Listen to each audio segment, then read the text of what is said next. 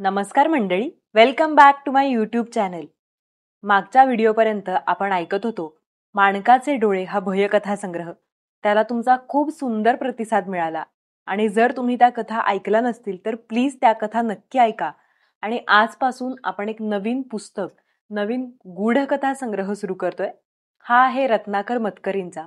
रत्नाकर मतकरींचं साहित्य आपण पहिल्यांदाच चॅनलवर याचं वाचन करतोय. त्यामुळे मी आशा करते की ज्या लोकांना नारायण धारपांच्या व्यतिरिक्त गूढकथा किंवा भयकथा ऐकायच्या होत्या ते हे पुस्तक नक्की ऐकतील आणि तुम्हाला हे नक्कीच आवडेल. कथेविषयी मी काही फार सांगणार नाही कारण मी ती स्पॉइलर दिल्यासारखं होईल. त्यामुळे मी काही सांगत नाही. ऐकूयात आपली आजची शीर्षक कथा, कबंध.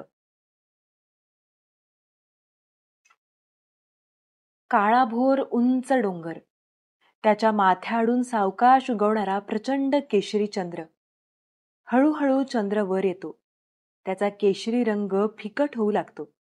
डोंगराची कडा चांदण्याने न्हाऊन निघते. झाडांच्या एका काळ्याभोर समुदायातून चांदण्याच्या किमयेने असंख्य चित्रविचित्र आकृती भूतासारख्या प्रकट होतात. डोंगराच्या पायथ्यापाशीच एक टुमदार देखणा बंगला. फाटकावरच्या दिव्याच्या मंद प्रकाशात गाढ झोपी गेलेला. बंगल्याच्या पाठीमागच्या बाजूला एक खोल दरी, दरीमधून उठणारे धुक्याचे लोट. चंद्र आता बराच वर आलेला, पूर्ण चंदेरी. सारे चित्र स्तब्ध, फक्त हलकेच वर येणारे धुक्याचे लोट. एक अँबॅसेडर बंगल्याशी थांबते. आउट हाऊस मधला माळी खडबडून जागा होतो. फाटक उघडतो. प्रत्यक्ष मालकांची मुलगी मधुरा आणि बरोबर तिचा नवरा. काल तर लग्न झाले आणि आज ही मंडळी इथे. आमचं जेवण झालंय हा वाटेत, आता काही लागणार नाही. तू झोप आणि सकाळी लवकर ये. एवढे बोलून मधुरा कार लॉक करते आणि किल्ल्या खुळखळावीत बंगल्याशी जाते. तिच्या पाठोपाठ तिचा नवरा रवी, भारावलेला. काय झक्कास बंगलाय, साला माणसाने चैन करावी तर अशी.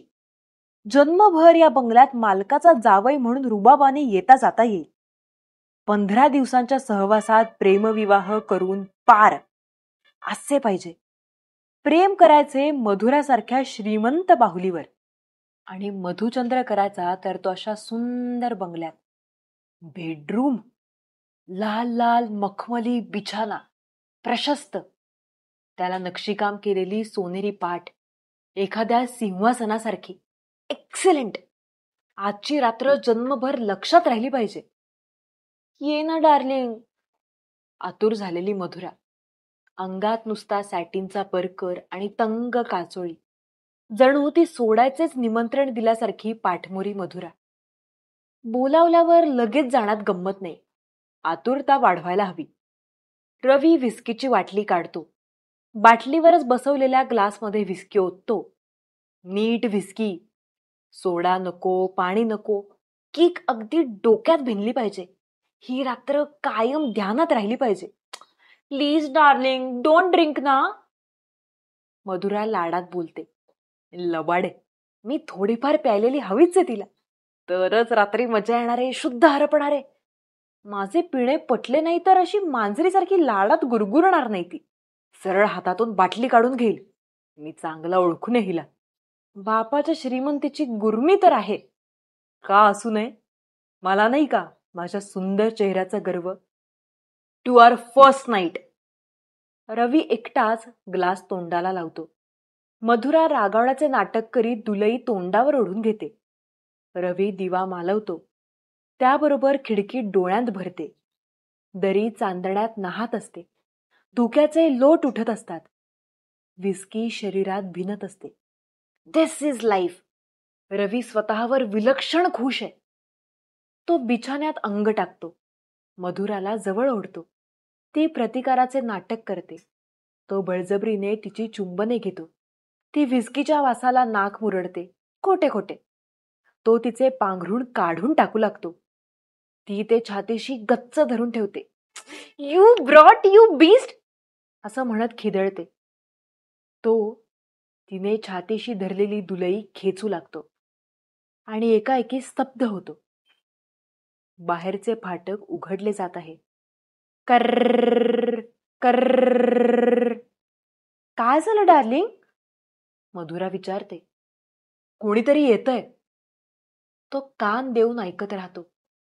आता दगडी वाटेवर पावले वाजू लागतात. ऐक ऐक, तो म्हणतो. तुला भास होतो डार्लिंग, चल झोपायला ये. ती त्याला जवळजवळ ओढतेच. दुसऱ्याच क्षणी तो सारे भान विसरून जातो. जाणीव उरते ती फक्त शरीराची आणि त्याला हव्या असलेल्या जवळिकीची. जवळ, आणखी जवळ. आणि एवढ्यात बाहेरच्या दरवाजावर थाप बसते. ऐकलंस? तो खडबडून उठत म्हणतो. You are drunk darling. ती त्याला पुन्हा झोपवते. कोणी आलेलं नाहीये, निदान मी तरी ऐकलेलं नाही. आणि आलं तर बाहेर माळी आहेच ना, ती म्हणते. तो नुसताच पडून राहतो, निश्चल. ती त्याला एक दोनदा जवळ ओढण्याचा प्रयत्न करते, पण त्याचे कान बाहेरच्या आवाजाकडे लागलेले असतात. मग तिचाही विरस होतो. बाहेरच्या थापा वाढत असतात. ऐक, नक्की कोणीतरी आलंय, तो तिला हलवीत म्हणतो. एवढ्या जोर जोराने दार ठोठावतंय आणि तुला ऐकू येत नाही? यू आर डेफ. तो उठतो. कुठे चाललायस? मी दरवाजा उघडतो. तो जाऊ लागतो. रवी, ती हाक मारते, पण तो ऐकत नाही. बाहेर जातो. दार ठोठावणे आता स्पष्ट ऐकू येते. तो दरवाजा उघडतो. दारात एका स्त्रीची पांढरी शुभ्र आकृती उभी असते.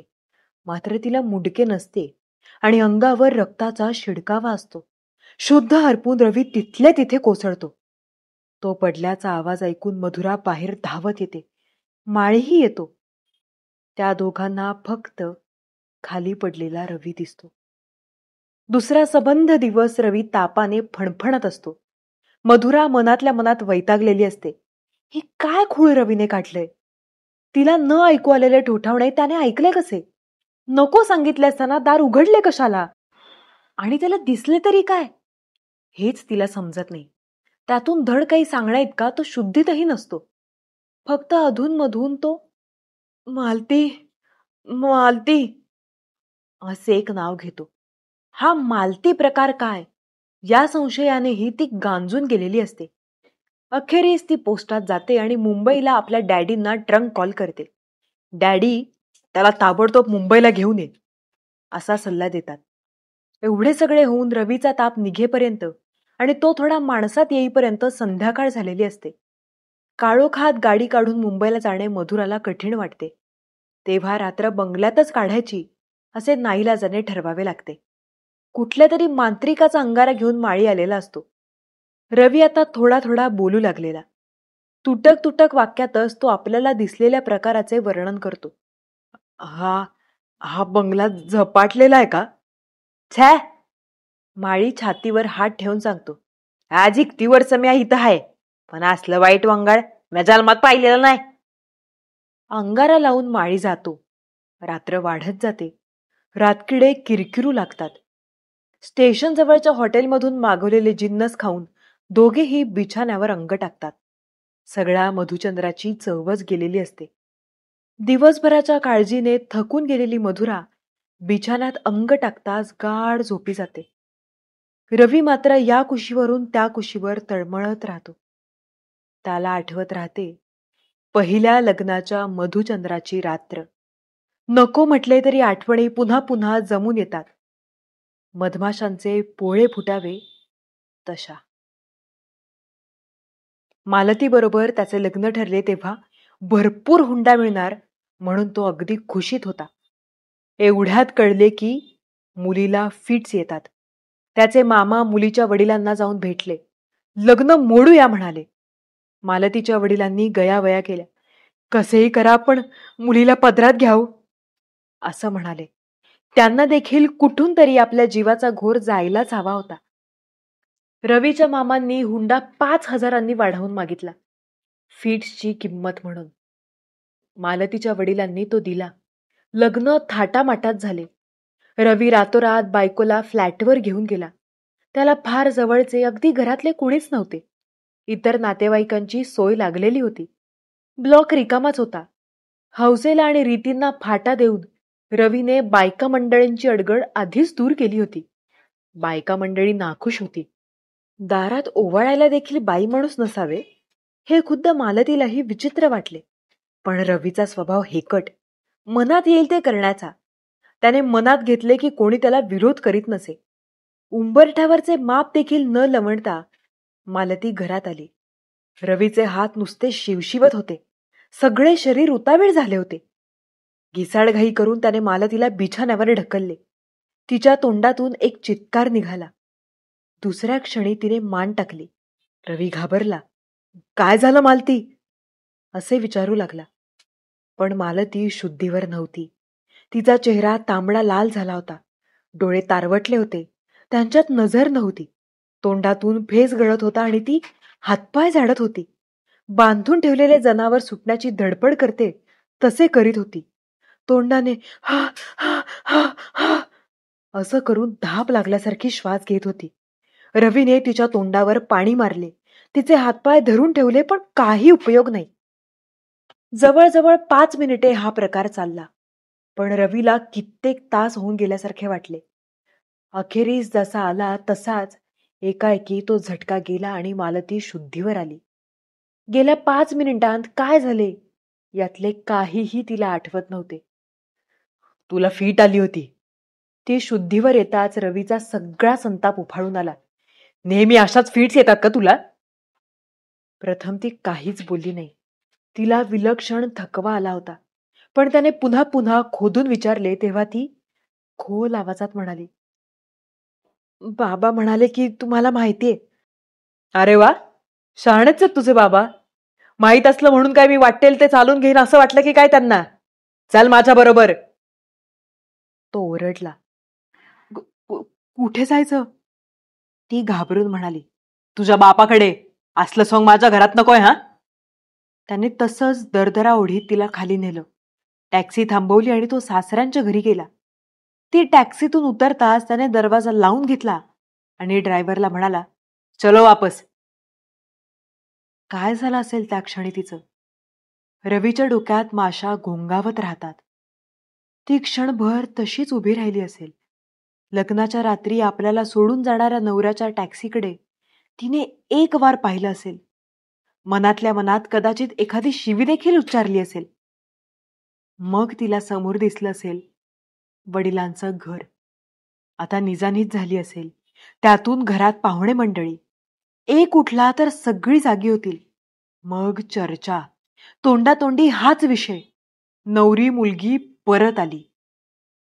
तिने परत वळून पाहिलं असेल. रात्रीची वेळ, निर्जन रस्ता. जाणार तरी कुठे? कुणी काहीही म्हणो, हे माझ्या वडिलांचं घर आहे. वडील मला दूर लोटणार नाहीत. नाईलाजानंच ती पुढे झाली असेल. दरवाजाची कडी वाजवली असेल. खडखड खडखड, खड खड खड. बाहेर कुणीतरी दरवाजा वाजवते आहे. प्रथम दबकत, मग वाढत्या आवाजात. म्हणजे पुन्हा कालच्या रात्रीसारखेच. रवीच्या अंगावर शहारे येतात. तो पांघरून डोक्यावरून ओढून घेतो. पण आवाज काही थांबत नाही. दार ठोठावण्याचा आवाज. हात नाही, हाक मारता येणे शक्यच नाही. पण तरीही हाक मारल्याप्रमाणेच अगदी घाईघाईने, आतुरतेने, पुन्हा पुन्हा जोरजोरात. कोण ठोठावतंय? रवी अंथरुणात उठून बसतो. त्याला ते ठोठावणे असह्य होऊन जाते. कोणालाच कसे ते ऐकू येत नाही. कोणीच का दार उघडत नाही? नाही, दार आपल्यालाच उघडायला हवे. ते ठोठावणे आपल्यासाठी आहे. जे कोणी आले ते आपल्याला भेटण्यासाठी. रवी धडपडत उठून जाऊ लागतो दरवाजाच्या दिशेने. थंडगार फरशीवरून चालत तो दरवाजाशी येतो. दरवाजावरचे ठोठावणे आता कांठाळ्या बसतील एवढे वाढले. रवी दार उघडायला पुढे जातो आणि अचानक त्याच्या अंगाभोवती विळखा पडतो. 2 हातांचा. दार उघडू नका, माझी शपथ आहे, प्लीज दार उघडू नका. मधुरा त्याला विनवीत असते. कशी बशी ती त्याला दरवाजापासून लांब खेचते. दाराकडे बघत बघतच तो परत फिरतो. आश्चर्य म्हणजे दारावरचे ठोठावणे आपोआप कमी होत जाते. विलक्षण थकव्यामुळे तो बिछाण्यावर जाऊन पडतो. सुस्कारा टाकून मधुरा त्याच्या शेजारी अंग टाकते. सहज त्याची नजर खिडकीकडे जाते. तो किंचाळतो. खिडकीत ती उभी असते. ती मुंडके नसलेली आकृती, रक्ताचे डाग पडलेली पांढरी शुभ्र आकृती.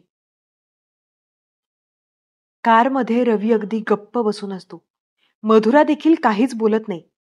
तिचा मधुचंद्राचा मूड तर पारच गेलेला असतो. पण का कोण जाणे तिला रवीचाही तिटकारा वाटू लागलेला असतो. रवीला कारमध्ये थोडे सुरक्षित वाटत असते. निदान इथे ठोठावायला दारे तरी नसतात. कोणी येणार नसते, कोणी जाणार नसते. दुसऱ्या दिवशी मालतीचे वडील तिला घेऊन हजर झाले. काय म्हणून हिला पाठवून दिली तो तुम्ही? त्यांनी संतापून विचारले. हिला फिट्स येतात, मला असल्या मुलीबरोबर संसार नाही करायचा, मला तिची किळच वाटते. फिट्स येतात म्हणून तुम्ही 5,000 रुपये जास्त घेतलेत. 5,000 जन्माचा प्रश्न सुटतो का? असा वाद दोघांनीही बराच वेळ घातला. एकमेकांना दुरुत्तरे केली. जन्मभर एकमेकांचे तोंड देखील पाहणार नाही असा निर्धार पुन्हा पुन्हा एकमेकांना ऐकवला. मालती बिचारी गुपचूप उभी होती, अवाक्षरही न काढता.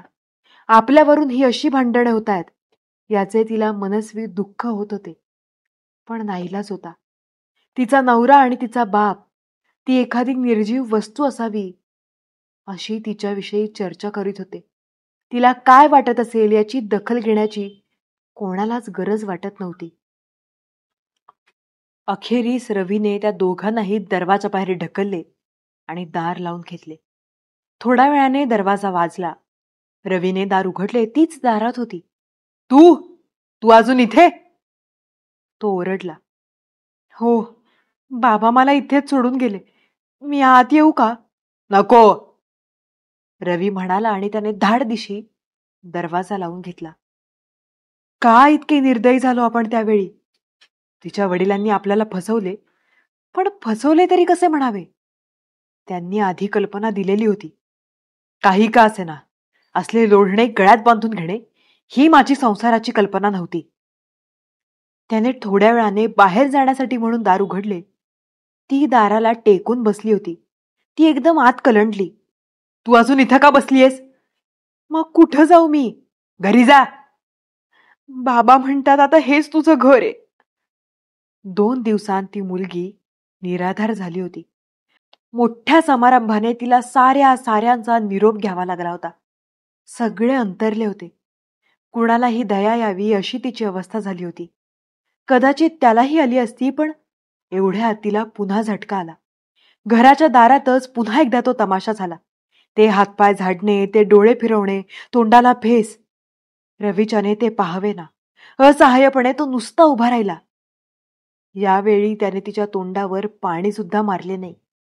ती शुद्धीवर येताच त्याने तिला दंडाला धरून टॅक्सीत घातले आणि सासऱ्याच्या दारासमोर उतरवले. कुठे जाऊ मी? तिने रडत विचारले. पाहिजे तिथे जा, मला विचारू नकोस. तो डाफरला आणि टॅक्सी पुढे गेली. एखादे मांजुरडे सोडून यावे तसा तो घरी परत आला. दुसऱ्या दिवशी पुन्हा दार ठोठावले गेले. त्याने दार उघडले. तिला पाहताच बंदही केले. असे वरचे वर होऊ लागले. तो संध्याकाळी घरी आला की एखादे लोचट कुत्रे यावे तशी ती त्याच्या मागून यायची. दार ठोक ठोक ठोठावायची. जरा वेळ बाहेरच बसून राहायची आणि मग परत फिरायची. पहिल्याने शेजाऱ्यांनी बोलून पाहिले. अहो, कशाला हाल करता बिचारीचे? बाप तिला घरात घेत नाही. तुम्ही असे वागता तर जाईल कुठे ती पोर? त्यातून हा असला आजार. अहो देव काय म्हणेल बिचारीचा छळ केलात तर? काही झालं तरी तुमची लग्नाची बायको आहे हो. पण रवीने आवाज चढवून सगळ्यांना दम दिला. एवढा पुडका येत असेल ना तर तुम्ही घ्या तिला घरी ठेवून. मला उपदेश करायचं काही काम नाही. सगळे गप्प बसले. पहिल्यांदा कोणीतरी तिला घरात बोलवायचे, चहाचा घोट द्यायचे, तिचे सांत्वन करायचे. दिवस बदलतील आशा धर म्हणायचे, पण नित्याचेच झाल्यावर लोकांनीही नाद सोडला. ती मात्र येतच राहिली. एकटी सारे सोसत राहिली. कदाचित बापाकडेही ती अशी चक्रा मारीत राहिली असेल. कुठे राहिली असेल, काय केले असेल? कधी कधी रस्त्यातही तिला फिट्स आल्या असतील. पण रवीने तीकडे बिलकुल दुर्लक्ष केले. या बाबतीत थोडेही मऊ झालो तर हे झिंगाट आपल्याच गळ्यात पडेल याची त्याला पक्की खात्री होती. तिच्या बापाने तर रक्ताचे नाते देखील मानले नाही. कित्येक दिवस ते ठोठावणे चालूच राहिले. कुठल्या आशेवरती दार ठोठावीत असे कुणास ठाऊक. कदाचित पुढे पुढे केवळ सवयीनेच ती येत राहिली असेल. कदाचित तिच्या डोक्यावरही परिणाम झाला असेल. नाहीतर एकदा नाकारल्यानंतर माणूस असे वरचेवर येऊन दार ठोठावेल का? ते दार ठोठावणे रवीच्या चांगले ओळखीचे झाले होते. ते ऐकले की त्याच्या तळपायाची आग मस्तकात जाई. तिची दया येण्याऐवजी त्याला तिचा अधिकाधिक तिरस्कार वाटत चालला होता. आणि एकाएकी ते ठोठावणे थांबले. प्रथम रवीला ते खरेच वाटेना. आज ना उद्या ते पुन्हा सुरू होईल अशा भावनेनं तो वाट पाहत राहिला. एकीकडून तर ते त्याला अजिबात नकोसे वाटत होते. दुसरीकडून सवयीने मन त्याची वाट पाहत होते. अखेरीस ते खरोखरचे थांबले आणि रवीने सुटकेचा निश्वास टाकला. मालती यायची बंद झाली. कायमची. कार थांबलेली असते. चल आपण कॉफी पिऊयात, मधुरा सांगत असते. तिचे म्हणणे रवीच्या डोक्यात शिरायलाच थोडा वेळ लागतो. उघड ना दार, ती सांगत असते. दार दार उघडायचे? टॅक्सीचे दार उघडले आणि तिला जवळजवळ बाहेर ढकलूनच दिले. ती रडत रडत म्हणाली, मी कुठे जाऊ? आपण म्हटले, पाहिजे तिथे, आणि दार बंद करून घेतले. अरे असं काय करतोयस? दार उघड. रवी मुकाट्याने दार उघडतो आणि समोरच ती उभी असते. पांढरी शुभ्र आकृती, शीर नसलेले नुसते पांढरे शुभ्र धड, अंगावर रक्ताचे डाग. रवी भेदरलेल्या प्राण्यासारखा मागे मागे सरकू लागतो. आता काय झालं? मधुरा त्रासून विचारते. रवी तिकडे बोट दाखवतो. यात काय घाबरण्यासारखं आहे? अरे हा पांढरा टेबल क्लॉथ आहे, स्टँडवर धुवायला ठेवलेला. त्याच्यावर ते टोमॅटो केचपचे डाग पडलेत म्हणून. एखाद्या लहान मुलाची समजूत घालावी तसे मधुरा त्याला सांगते. हॉटेलमधले लोक या जोडप्याकडे पाहत राहतात. एक देखणी फॅशनेबल तरुणी आणि तिच्याबरोबर तिचा हात धरून तिच्या आधाराने चालणारा हरवल्यासारखा आजारी तरुण. मधुरा शर्मिंदी होते. कुठून इथे कार थांबवली असे तिला होऊन जाते. ती कशीबशी कॉफी संपवते. रवी आपल्याच विचारात इतका गढून गेलेला असतो की त्याला धड कॉफी पिणेही जमत नाही. अर्धवट सांडत सांडत तो कॉफी पितो. दिवसचे दिवस ती येऊन बसायची दरवाजाला टेकून. एकदा ती गेली असे वाटून दार उघडले तर ती आतच कोसळली. कसला विचार करतोयस एकसारखा? बोल ना काहीतरी. मधुराला आता त्याची भीती वाटू लागली. एकदा मुंबईला पोहोचलो आणि ही बॅग डॅडींसमोर नेऊन टाकली की सुटलो. त्यातून लोक चमत्कारिक नजरेने पाहतात. तू जा, गाडीत जाऊन बैस, मी येतेच बिल देऊन, असे म्हणून ती त्याला पाठवून देते. वेटरला बोलावते. जल्दी बिल लाव, असं सांगते. अस्थिर पावले टाकीत रवी गाडीपाशी येतो. गाडीचे दार उघडतो आणि एकदम काहीतरी धाडकन त्याच्या पायावर पडते. तो किंचाळतो, डोळे विस्फारून पाहतो. त्या पांढऱ्या शुभ्र आकृतीचे उघडे पडलेले हातपाय राखाडी सांगाड्याचे असतात. अंगावर रक्ताचा शिडकावा झालेला असतो. पाहता पाहता ती आकृती उठून उभी राहते. हातापायांची हाडे पांढऱ्या वस्त्रात झाकली जातात. मोठमोठ्याने किंचाळत रवी पळून जातो. त्याच्या किंचाळा ऐकून मधुरा धावतच बाहेर येते. लोक जमा होतात, पण रवीचा पत्ता नसतो. जमलेल्या लोकांच्या चर्चेकडे लक्ष न देता मधुरा त्याला शोधू लागते. हॉटेलच्या पाठमागच्या बाजूस उभ्या करून ठेवलेल्या बांबूंच्या जुड्यांमध्ये हात गच्च जुळवून रवी पाठमोरा उभा असतो. अत्यंत भीतीने, लहान मुलासारखा स्फुंदत. ती जवळ जाते तेव्हा तो क्षणभर बिथरलेल्या जनावरासारखा बुजतो. ती नाना परींनी समजूत घालते, पण तो गाडीत बसायला तयार होत नाही. अखेरीस मोठ्या मिन्नतवारीने ती त्याला गाडीत बसवते. गाडी मुंबईच्या दिशेने धावू लागते. मला या माणसाबरोबर संसार नाही करायचा. अहो एकसारखे जर याला असे झटके यायला लागले तर मी काय करू? कुठे ऐकलीत बरे आपण ही वाक्ये? अगदी ओळखीची वाटतात. ओळखीची, स्वतःच बोलल्यासारखी. बरोबर, आपणच असे बोललो. मालतीच्या वडिलांकडे. मला तिच्याबरोबर संसार करता येणार नाही.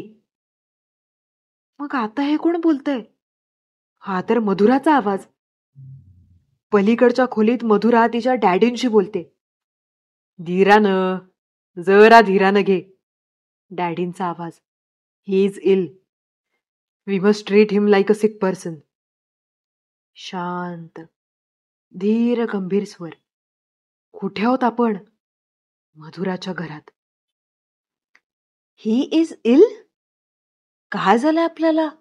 सगळे तर स्वच्छ समजतंय. काल रात्री रवीला कसलेच भास झाले नाही. झोपेच्या गोळ्या देऊन गाढ झोपवले होते. त्याला हळूहळू जाग येते. हुशारी वाटू लागते. एवढ्यात दारावर टकटक होते. पुन्हा तेच. दरवाजावर टकटक. आता ती वाढत जाईल.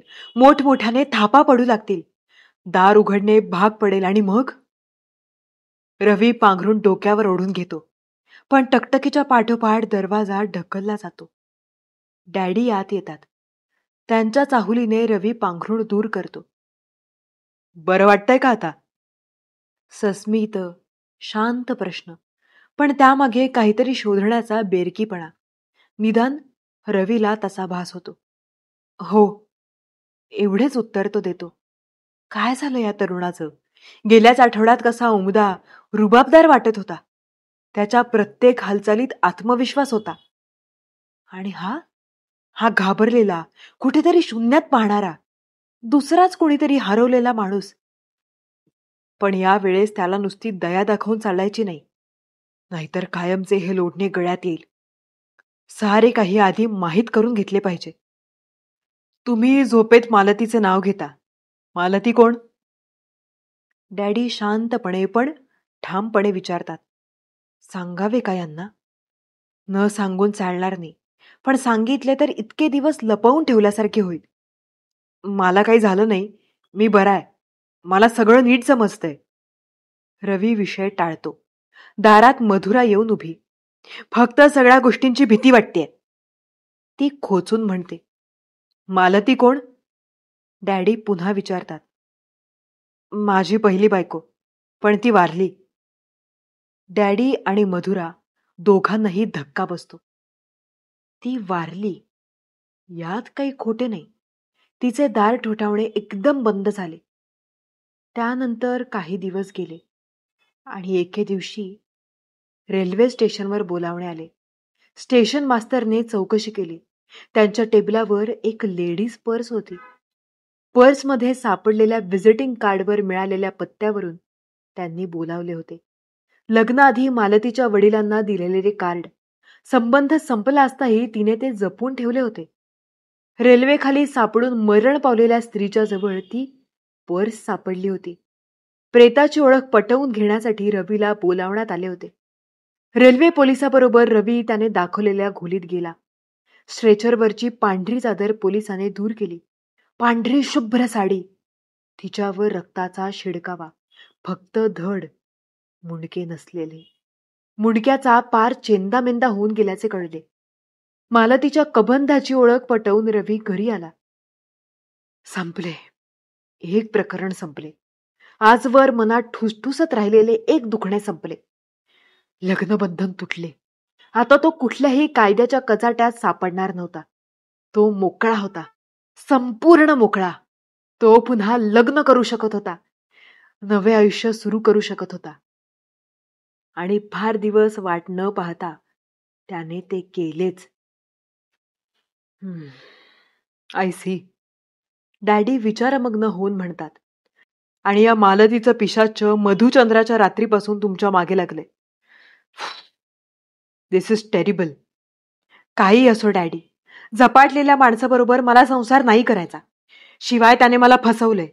आपलं एक लग्न होऊन गेल्याचं त्यानं माझ्यापासून लपवून ठेवलंय. मला या माणसाचं तोंड देखील बघायचं नाहीये. तुम्ही आपल्या सॉलिसिटरला सांगा, मला शक्य तेवढा लवकर डायव्होर्स हवाय. ताड बोलून मधुरा खोलीबाहेर जाते. तिच्या मागोमाग खांदे उडवून डॅडीही जातात, रवीकडे दृष्टिक्षेपही न टाकता. रवीचे डोळे पाण्याने भरून येतात.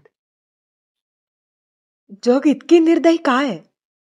माणसे, आपली म्हणवणारी माणसे दुसऱ्याला असं वाऱ्यावर सोडून का जातात? दुसऱ्यांना उकिरड्यावर फेकून अशी का चालती होतात? मालती, तुझा आत्मा आता शांत झाला असेल. तुझ्यावर झालेल्या अन्यायाची आता परतफेड झाली असेल. मालती, तुझ्या कबंधावर शीर नाही हेच फार चांगले, नाहीतर त्यावरचे कुत्सित हसू आता मला पाहवले नसते.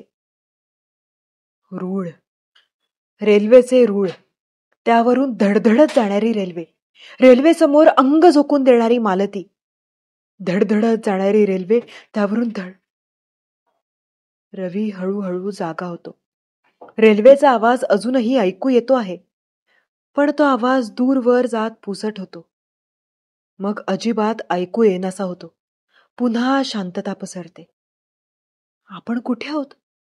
पांढऱ्या शुभ्र चादरी, पांढऱ्या शुभ्र भिंती. एक एक करता रवीला सारे काही आठवू लागते. हे हॉस्पिटल आहे. काल आपल्याला इथे आणून ठेवले. पण का? आपलं डोकं शाबूत आहे. सगळं तर कळतंय की. काल तर आपण डॉक्टरांशीही थोडा वेळ गप्पा देखील मारल्या. हॉस्पिटलमध्ये येताना वाटेत रेल्वेचे रूळ लागले. त्यांनाही आपण घाबरलो नाही. आपण रुळांना घाबरत नाही. त्यांनीच तर आपली मालतीपासून सुटका पण पण पण पण पण खरंच का आपली मालतीपासून सुटका झालीये? मालतीचे पिशाच आपल्या मागे लागले तर डॉक्टर त्याला कसे थांबवणार? आपण तिच्याशी निर्दयीपणे वागलो. आता या छळातून आपली सुटका नाही. डॉक्टर काय करणार आहेत? डॉक्टर म्हणतात की तुला दरवाजाची भीती वाटते ना, आपण ती काढून टाकू. पण दरवाजा ठोठवणारे ते कोणीतरी. डॉक्टर त्याला काय करू शकणार?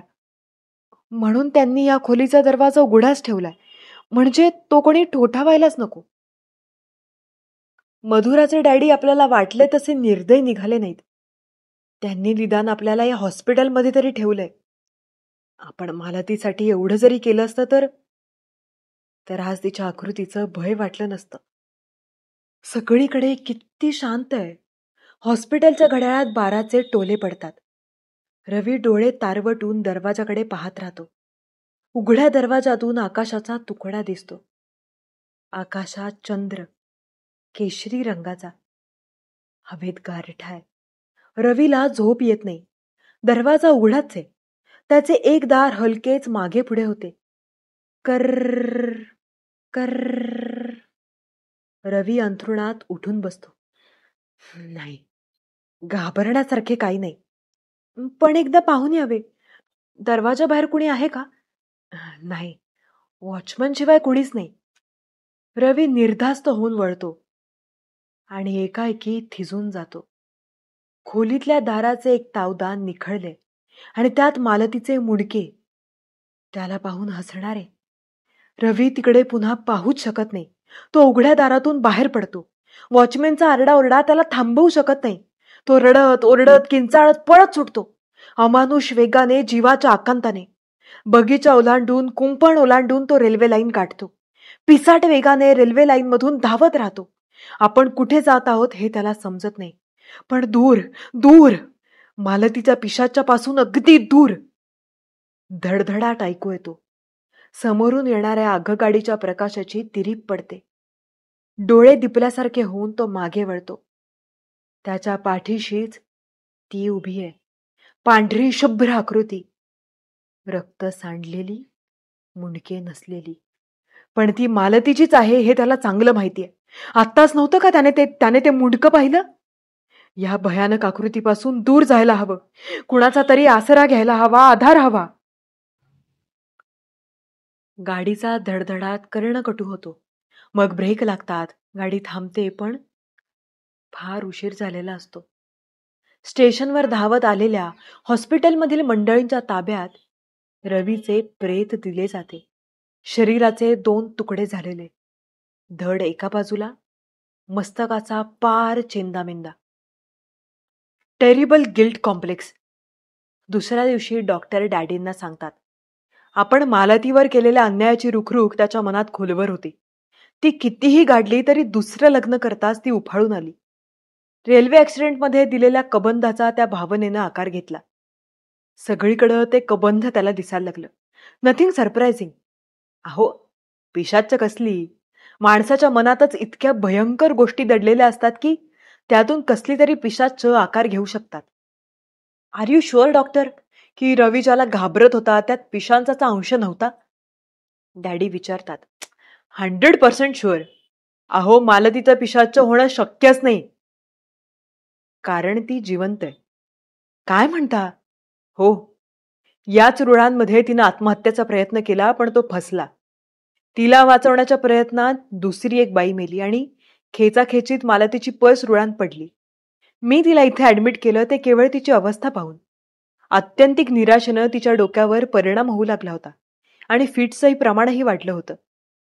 आता मात्र चांगलीच सुधारते ती. तीच रवीची बायको हे माहीत असताना तुम्ही दोघांची भेट का नाही घडवली? अहो, मला तरी काय कल्पना. सारख्या केसेस पुष्कळ असतात. आणि कल्पना आली तेव्हा फार उशीर झाला होता. केव्हा कल्पना आली? रवी गाडीखाली सापडल्यानंतर मालतीनं त्याचा चेहरा नीटसा पाहिला नव्हता. त्याला ओळखलं नव्हतं. माझ्याकडे आली आणि म्हणाली, डॉक्टर, निखळलेल्या तावदानातून मी नुसतं शेजारच्या खोलीत पाहिलं तर तिथला पेशंट रडत ओरडत किंचाळत पळून गेला की हो.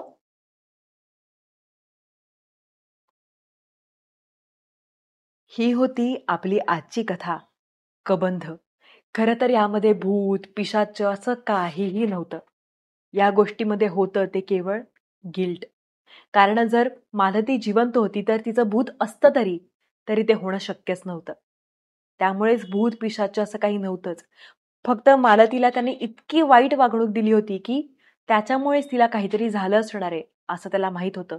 आणि त्याचं गिल्ट त्याला मनातल्या मनात इतकं खात होतं की त्याला त्याच्यापासून सुटका मिळण्यासाठी मरणाशिवाय दुसरा पर्याय दिसला नाही. त्यामुळे कोणावर आपण खरंच किती अन्याय करतोय, त्यामुळे त्या माणसावर किती परिणाम होतोय आणि त्याचा इव्हेंच्युअली आपल्यावरही परिणाम होतोय का, हे माणसानं एकदा नक्कीच तपासून पाहायला हवं. आणखी एक गोष्ट जी मला या कथेमध्ये खास आवडली ती म्हणजे याच्यामध्ये छान प्रेझेंट आणि पास्ट म्हणजे वर्तमान काळ आणि भूतकाळ असा मध्ये मध्ये येत जातो. त्यामुळे आपल्याला दोन्हीकडे राहता येतं आणि आपली एंगेजमेंट वाढते आणि छान आपल्याला वाटत राहतं की आता पुढे काय होणार, पुढे काय होणार. असं मी फारदा फिल्म्समध्ये, चित्रपटांमध्ये पाहिलेलं आहे. पण हे त्यांनी कथेमध्ये सुद्धा आणलेले आणि ते खूप छान प्रभावीपणे काम करतं, याचा मला विशेष आनंद झाला. हे टेक्निकसुद्धा मला या कथेमधलं विशेष आवडलं. मी आशा करते ही गूढ कथा तुम्हाला नक्कीच आवडली असेल आणि असेच तुम्ही सगळे व्हिडिओज पाहत जा आणि प्लीज चॅनलला सबस्क्राईब नक्की करा. कारण पुढच्या महिन्यापासून मी चॅनलवरती एक मेंबरशिप एक्सक्लुझिव्ह पुस्तक घेऊन येणार आहे. त्यामुळे ते पुस्तक तेव्हाच तुम्हाला ऐकता येईल जेव्हा तुम्ही चॅनलचे मेंबर असाल. अतिशय माफक दरामध्ये तुम्हाला चॅनलचं मेंबर होता येणार आहे. त्यामुळे प्लीज पुढच्या महिन्यात हवं तर तुम्ही मेंबरशिप घेऊ शकता, पण नक्की मेंबरशिप घ्या आणि त्या पुस्तकाच्या वाचनाचाही ऐकण्याचाही लाभ घ्या. भेटूयात लवकरच पुढच्या व्हिडिओमध्ये. थँक्यू.